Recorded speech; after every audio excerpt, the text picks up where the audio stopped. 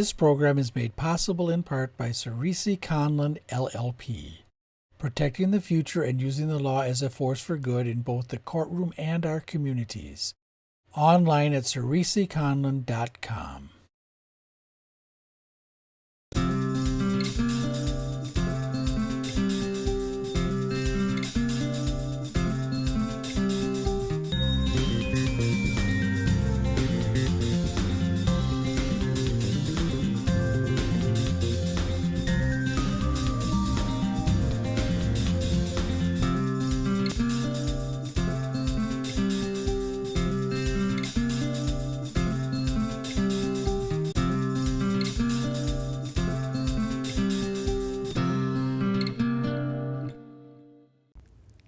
Hello and welcome.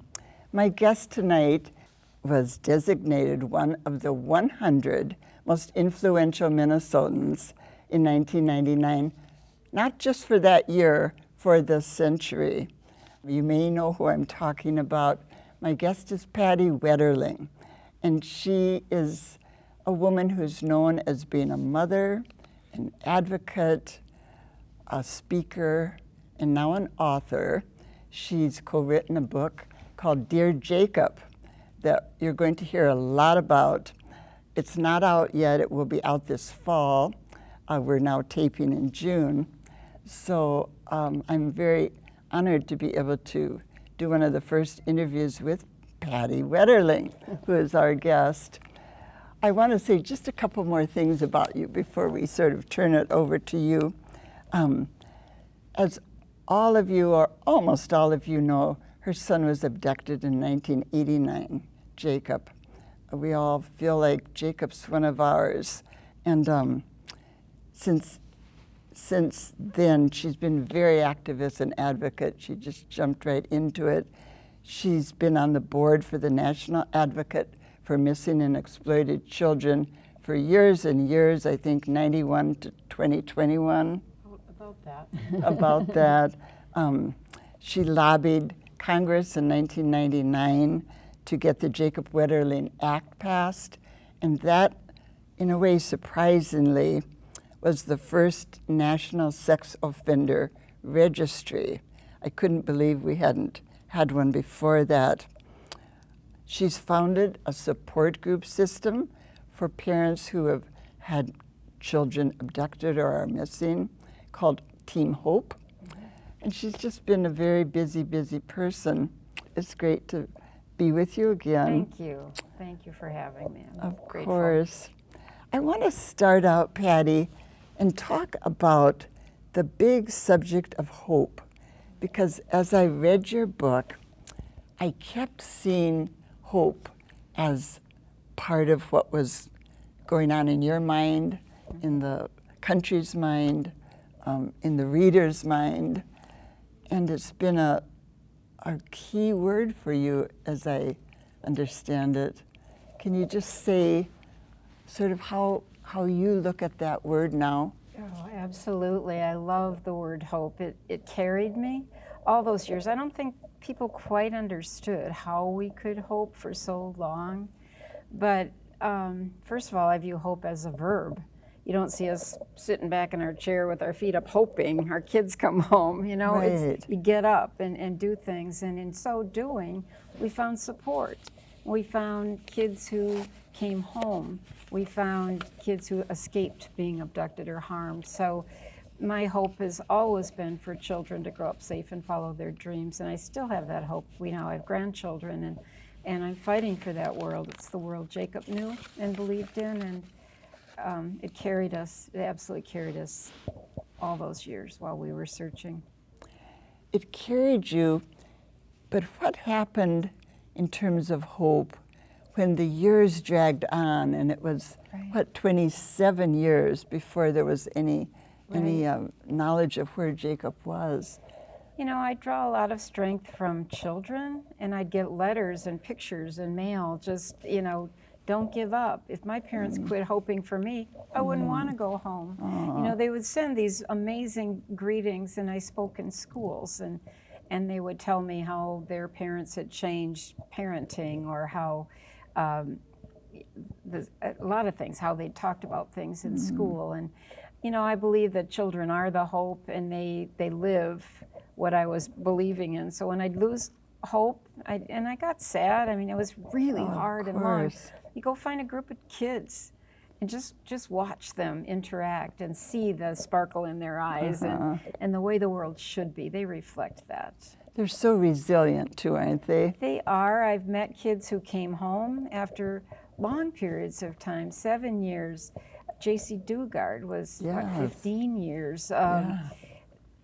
Elizabeth Smart. I've met, you know, Jessica from Wisconsin was gone only 6 months. Only, I say only. Yeah. I mean, it's like the National Center for Missing and Exploited Children has located lots of kids who are gone a long, long time. They're out there. The children are out there, and we have to find them. The reaction of your family, everybody handled it differently. Absolutely. But I think what's so hard about dealing with loss and grief is that we all deal with it so differently. Yes. And did Jerry, your husband, did he keep that hope like you did, or how did he handle it? He did. The long years. He put up with me. We handled things very differently, and so we'd talk, and you know, he would work with psychics, for example, and I was working with law enforcement, and sometimes those worlds would clash. But at the end of the day, neither one, you know, had found Jacob, and we learned to understand each other's perspective. And he never lost hope. Honestly, all of our family carried Jacob's hope. He was alive in our hearts until we found that he wasn't. Until he wasn't, yeah. And then, in a way, and this is my interpretation as I read the book, you, of course, went through dark, dark days, but then your hope pivoted, or you pivoted, and you looked at hope differently, right? Yes, I still do. A lot changed. The biggest thing after Jacob was found was the grief. That was like losing him again. I bet. And it was just so wrong. Jacob believed in a world that was fair, and this was so unfair. I struggled with that. But Jerry went back to work. He's a chiropractor, and the kids eventually went back to school, and I had nowhere to go. I was lost. I had been a searching parent for a lot of years. And your identity, was you tied write, to that. had been as this advocate and as Right, this and I represented leader. hope, right, Yes. to other searching parents. I Yeah. talked about hope. I believed in hope, and now they would look at me and see something different, and it was really difficult for a while. But I still believe that all children have the right to grow up safe and follow their dreams, and we now have children and grandchildren, and my hope it's the same hope for them, that they stay safe and that no other child is taken, and the ones who are out there will come home, because I know they can if we don't give up. Do you feel like, as a grandmother, you're overly protective because of what you had to endure? I try very hard to not be overly protective, because I want our kids to live life fully and not be afraid. There's way more good people in the world than bad. And I want them to know that if they ever need help, they can go to trusted adults. They could talk to you, that you'd be a safe person. Told my kids and grandkids they could talk to my brother, Uncle Russ. He's fun, and he's easy to talk to, and they could share anything with them. My friend Judy, the kids would call them. So, I made sure our kids were always connected, and our grandchildren too. I think that children who have self-confidence are more safe. Well, they've got somewhat of a plan probably Absolutely. in their minds, unconsciously or conscious, do you think? Right, and they're not fearful. Fearful kids don't always make the wisest decisions. And they might panic more easily, I bet. And our kids know there's more good people and bad, and they can ask for help when they need it. The other thing that I think we did really well is we had family meetings. You know, what do you say when somebody says something that's hurtful or harmful? They don't always mean to, but children especially might say something that's hurtful. And it's like, let's talk about some responses. It's like, well, So kind of role playing almost. exactly, Huh? yeah. Like, I don't think that, or you don't know, have all the information, or I got to go talk to my friend over here. You know, there's a way of exiting so you're not just trapped. And so we did a lot of that as they were, you know, going back to school, and as leads would come up, and that sometimes the kids would hear about a lead from classmates that I didn't even know about. If it was a neighbor whose house was surrounded, for example, that happened. And so we had to prepare our kids to be thoughtful and not just emotion driven. And we had a lot of family meetings. That sounds so healthy and so helpful for the kids. Tell us the rundown of the children in your family. It was Amy first. Yeah, Amy was 13 when Jacob was taken. Jacob was 11, Trevor was 10. They were a year and a half apart, and Carmen was 8. The baby, yeah. And you said they're all doing. They're amazing. They're living pretty healthy lives. They are living healthy lives. They're happy, and you see that in our grandchildren. They're very active. They're confident. They laugh a lot, and that's where I'm at in life. I want to find joy and laughter and fun and do a lot of things yet, and we're doing that, and they really helped me a lot. And some of them are in the area and some are further away, right? Yeah. So, but we have a family week where we're all together, and the cousins get to good to bond oh, even good. better. I was talking to people this week who were saying, "Who's your guest?" or this past week, and when I told them you were, some people's reaction was, they must be so angry at the law enforcement for not doing more or for not, whatever. Yeah. But it sounds like you've made peace with that and Oh, absolutely. We have to remember when we look at Jacob's case, it was 1989. Law enforcement didn't even all have fax machines. So the communication and the interagency collaboration was something that needed to be built. And I watched them build a phenomenal response. I have no complaints about what they did for Jacob in the very beginning. Were there things missed? Absolutely, and I'm sure there's a lot that I don't even know about. But I saw the dedication, and they were willing to try anything and pull in resources from everywhere in the country. And for that, I was really grateful. I got frustrated. Anybody would understand that. Time went by, and it's like, okay, it's been a long time. Now what do we need to do? Yeah. And do you think you're pushing, as maybe a more assertive mother than many, kept them going better though and longer? Yes, I was doing law enforcement presentations, victim impact. How do you work with these families? Because I had worked with so many in building that Team Hope organization. So I could talk to law enforcement, and then I'd come back and I'd call Stearns County. It's like, have you tried, there's satellites up there. Was there a satellite focused on? And they sort of laughed at me, and a little bit later it's like, there are, but there wasn't one right at that field. Okay, but sometimes that. Yeah, so I would come back and and offer anything that I learned. I'd sit in the back after I'd present and just take notes. And I also would call them regularly. I wanted to move Jacob's file from the bottom of the pile to the top. And so I kept in touch with them for all these years. And I have tremendous respect for law enforcement. And at the end of the day, they found him. That's true. I read that you asked one of the key officers, call me twice a day. Yeah. And he did.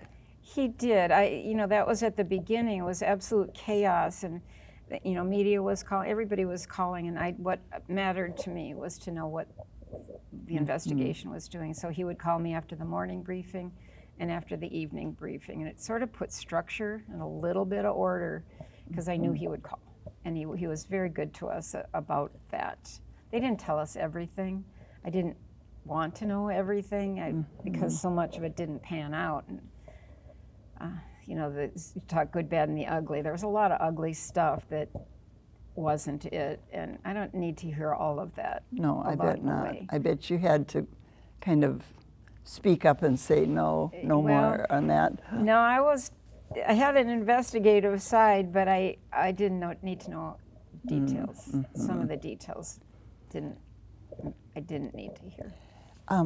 Can you just recount for the people who maybe haven't followed Jacob's case closely, or as closely as they'll be wanting to know now, how he was found?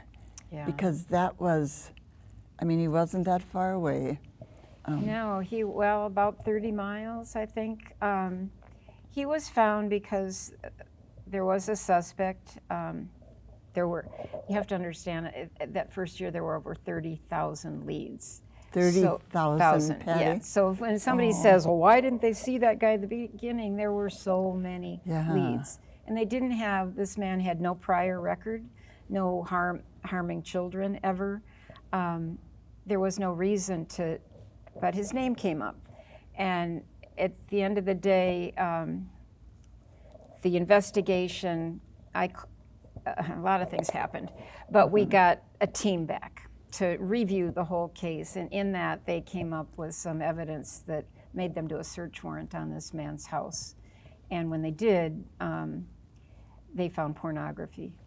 So when he was in jail for that charge, he eventually decided he would plea bargain and tell us where was Jacob. So that all happened, and he did lead us to where Jacob was buried. And this was in 2016. Yes. So that's not that long ago. I was thinking, you know, COVID kind of is a blur for everybody, Yes. the 2 years. That means you've only been dealing with this, you know, 6.5 years, and maybe it feels more like 3 years or something to you, I bet. It does. I was lost for a long time, and then I started writing. I mean, I was writing, and then I stopped, and so we picked up and finished writing this memoir. COVID was really painful. I did not like the isolation, so I joined this writing group, and my friend Joy Baker partnered up with me to be a co-author, and that's what we did during COVID. And did you write it with the thought that I want to help people understand what happened as a preventative thing, or as a hope-driven thing? Yes, that's a really good question. I have had people call me for all kinds of reasons or write letters, and they just want to know, how did you do it? How did you get through it? How did you get through it? Mm-hmm. And if anything in this book helps another person get through a really hard time, that was my motive behind. It's kind of like giving back. The entire community and really nation held us up, carried our family during the darkest times, and I'm grateful for that. So I wanted to help. Your use of the word grateful, I was just going to say, you are so grateful in the book and in speaking with you. And that's not something everyone would fall into that place, but it's such a positive place to fall, I guess. Thank you. It was so dark. The world of crime and crimes against children, who would do that? And I couldn't live in that world. I was dying inside. And I had to find some light, and I kept thinking of Jacob and his smile and his jokes and his athletic abilities and just the fun memories, and I thought that is something I can live with. And I maintained that focus. You know, it's like, what do you want the world to be? It can be as ugly and as dark as you want it. If you look, if that's what you're looking for. Focus on that, right? Yes. Yeah. So I chose to focus on the world that we had, the world that Jacob believed in and knew and was comfortable in, and our kids were all safe, and that's worth fighting for. Yes, for sure. Did writing the book, I'm sure you've been asked this a lot, but did it pull you back into the hardest times in a way that was almost too much to bear at times? It's a really good question too. It was actually therapeutic to write the book. Was it? Because there was so much trauma. I was constantly pushing forward. What are we going to do next? Where do I go? Who do I talk to? Who doesn't know about Jacob yet? And I kept driving all those years, nearly 27 years of looking forward. Go, go, go kind Yes. of mentality. And taking the time to look back and reflect. There were times that they were sad, but I'm able to see it better now. And it was important that I find some meaning in all that. Otherwise, at the end of 27 years, I was like, well, what was that all about, you know? And I had to. What is my purpose now? I think Yes. you wrote that. And so it was helpful in me finding myself and who I am, what do I want to do now, who do I want to be, and that was helpful. It was painful. There were times where it was tearful because I did relive it, but I could see myself a little clearer than I could when I was in the middle of it. Yeah, therapeutic's a good word then, isn't it, to Yeah. describe the process. I was amazed, Patty, at the detail that you could recall in terms of all those years and weeks and days. And I thought, oh, did you take notes? I did. And I know you would write regularly to Jacob. I did. Which probably was something you saved and could look back through. I wrote to Jacob a lot on, if I was traveling, I'd write cocktail napkins on a scrap piece of paper. I would just write, and sometimes I was just journaling too. But there was no order to it. Our life was chaotic, and so finding those gems was a part of it. And then had you saved them all, though, I thinking, pretty I want to much. keep these fresh in my mind, kind of? Well, and I saved everything. I had a whole bunch of stuff I was going to show Jacob when he came home. Oh, I saved all the mail. I didn't know who did this. Did he write to us? Is it in this stack? Oh, And we of had course. boxes and That boxes of. I hadn't thought of that, but that would motivate you to open every letter, wouldn't Oh, it? it did. And the law enforcement asked us, maybe it was 5 years later, if somebody had written to us, and I brought my friend over, and we went through all the mail we had at the time, and it wasn't there. That was a job. I bet you had It boxes was. and boxes. Yeah. One of the things that I was so impressed as I read the book, and the book is riveting. The book is one I will recommend everyone should read it. But at the end, you write about things I've learned from my life as Jacob's mother and Amy, Carmen, and Trevor's mother.